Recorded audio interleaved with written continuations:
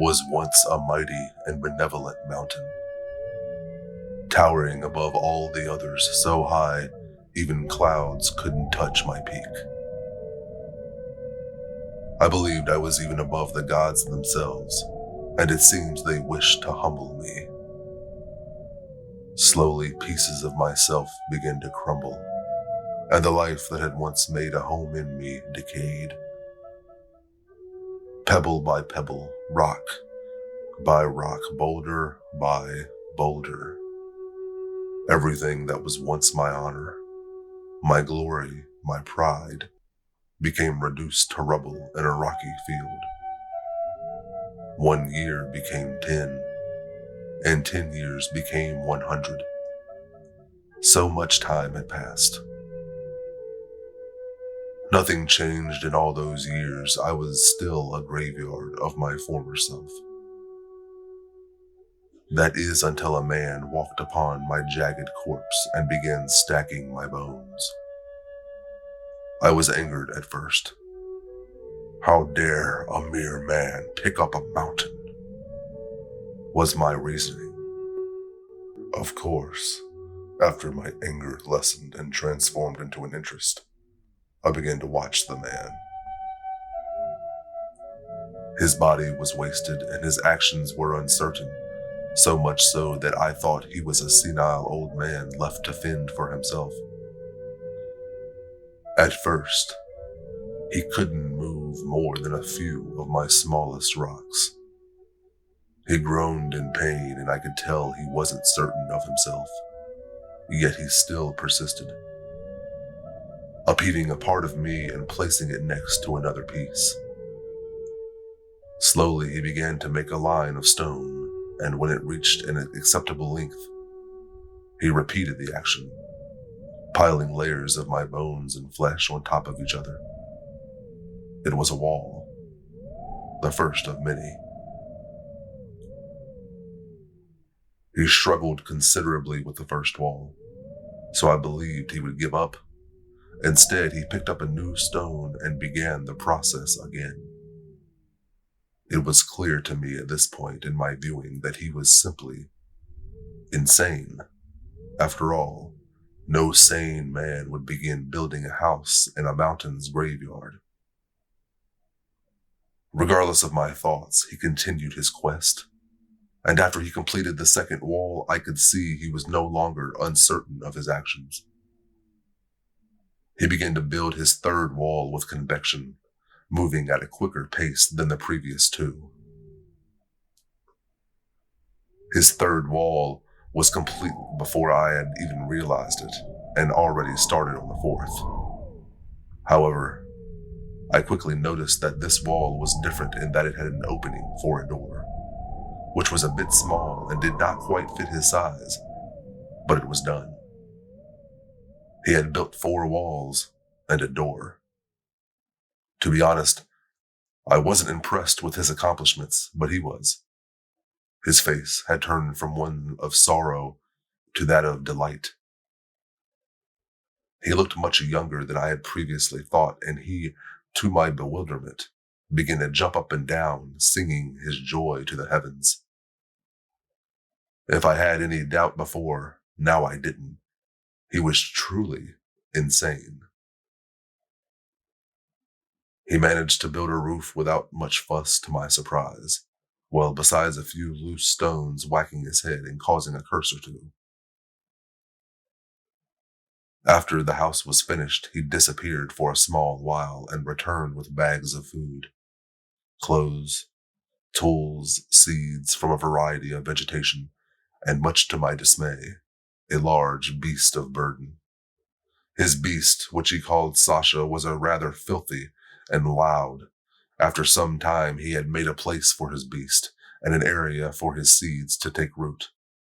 His plants varied, but the one that stuck out to me was a beautiful flower. Its petals resembled spider legs, and its color was a piercing red. Soon after his seeds began to flower, he placed his focus back on my remains and started to build his second house. This one was built much faster than the other, thanks to his beast, and stood far more steady than the first. He picked up more and more pieces of me and began creating house after house. I was completely dumbfounded by his actions. I was aware of his insanity, but still, I couldn't predict his strange behavior. After building a village worth of houses, he had made a rather large clearing. This is where he began to build his house. I could tell from the first of my bones placed in the clearing that it was not just a regular house like he had made so many other times before. This was something on a much larger scale. This was not a home. Instead, this was the foundation of a castle. It was around the creation of its foundation that the man began talking. He started with commenting and praising himself whenever he placed a stone in a good place or picked a rather decent piece of me. His self-praise then turned into stories, talking as if his beast or crops could understand him. He told story after story, and at some point, I began to believe he was talking to me. I started to eagerly wait each day for his stories, much to my surprise. He talked about his wife and children and how much he loved them. His favorite story was of how he met his wife. The rain was so heavy, it was like a veil covering my face and nearly drowning me. I was stuck on the last bit of mountain that stood here. At some point, I must have given up. I honestly thought I was dead and then and there. But when I saw her, she was radiant. And I swear I went completely blind for a moment. It felt like a goddess had come back from the heavens to save me. I knew then and there I was in love. The part that amused me the most was that his story began on me, back before my decay had rendered me little more than rubble, and that was why he chose my ruins to build. The man's progress with his castle was halfway done when he started to talk about why he was building so many houses and now even a castle. He talked about how he and his family were suffering from a deadly disease. My only child at the time passed away from illness. I wasn't home at the time because I was out looking for a cure. By the time I got back, it was too late. I wasn't good enough. There was no cure, or at least not one that I could find. My wife, she wasn't the same after that. It was as if she gave up. He'd always go silent for a while after this part. I could feel the deep regret and guilt in his voice. She lost the sparkle in her eyes. She lost her radiance. Her sorrow turned into anger, and she blamed me. Rightfully so. I took her rage and did my best to quench it. I did everything she asked without a second thought, but there are things I can't do. I'm just a man. She asked for a house made of gold, and my God, I tried. It was an impossible task. I know it was, but I still tried, and of course, I failed. She was so resentful towards me, and she wanted me to suffer as she had. He always told me this with his voice drenched in grief, and he'd always end his story with both regret and anger. She asked for one more thing. She asked for a child. And so, like I did so many countless times before, I did as she asked. It wasn't long after she had requested a child that she became pregnant. I took care of her all those long 9 months, and I even looked forward to raising another child. I was such a fool. She gave birth to a healthy, beautiful baby boy, and I swear I saw that same radiance that I saw in his mother, just for a moment. I wish I could see it again. The night she gave birth, I woke up to a crying newborn. It wasn't normal newborn crying, it was screaming. I rushed into the nursery to see what had happened, and she had taken a knife and slit her own throat.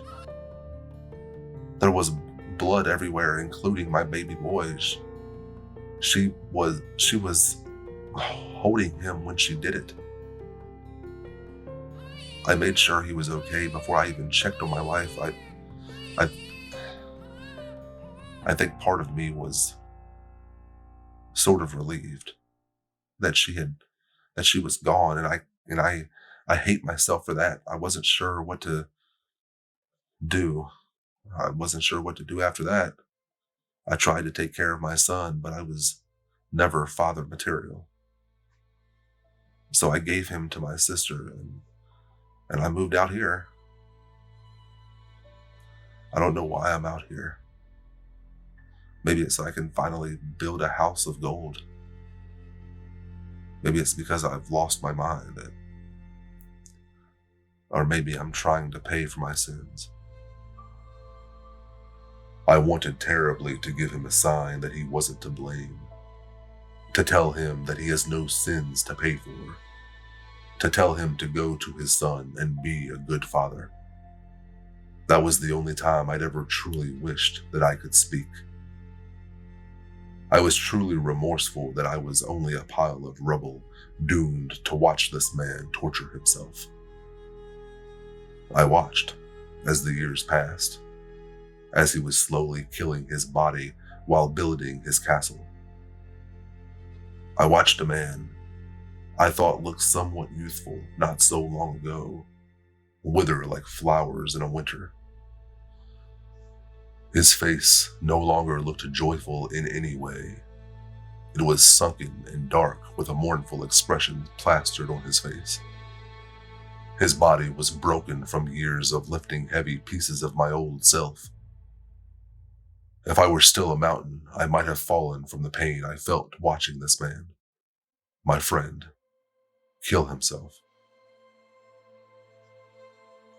After many years, he began to run out of my ruins to build with. There were little more than a few rocks and pebbles left. He had created his kingdom of grief. He only had one last thing to do, and so, piece by piece, stone on top of stone, I watched as my friend created his final resting place. There was a throne made of my flesh and bone. His last step was making a crown out of the little remaining pebbles that scatter the ground. I watched as he walked to his throne, sharpened stone in hand, and a crown that sat neatly on his head. He leaned his head back and said his last words to me. I am the king of stone, boulders, and failure. I sit here with my pebbled crown, waiting for the regret to fade and my suffering to end. I watched as my friend closed his eyes and did what his beloved wife did. The years after the death of my friend were the most painful.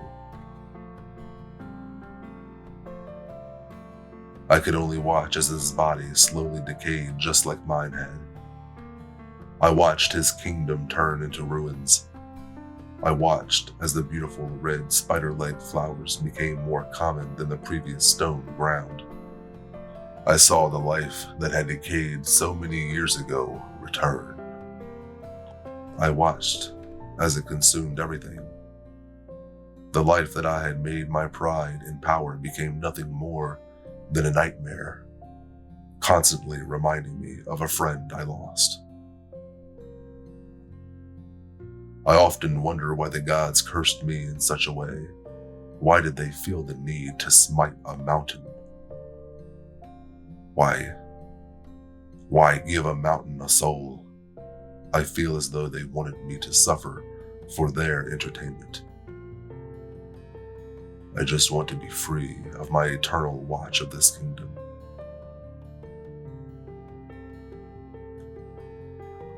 If I cannot be free, then I just want to know that man's name. My friend.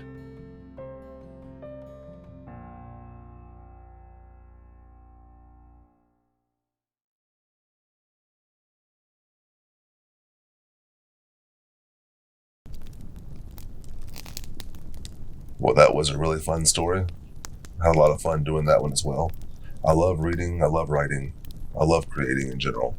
So when I get a chance to read some of these great stories by these great authors, it makes me excited to create another video. And as you may have seen in previous videos, probably in the description box as well, I don't have all the time in the world right now. My personal life is a bit more hectic than it usually is. And I'm actually in the middle of a move.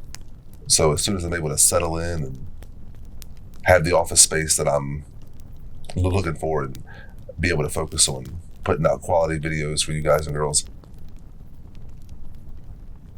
I'll be able to do that. Focus a lot more, bring to life more of what Heritage is, bring to life more of what Daardhir is. And hopefully you all are interested and continue to be interested and engaged and comment and interact with me. Just let me know that you're enjoying this. Twitter, Instagram, which I also have to keep up to date on. Here in the comments, just let me know that I'm doing a pretty good job and I can keep this going for you. Until then, until next time, this has been Heritage.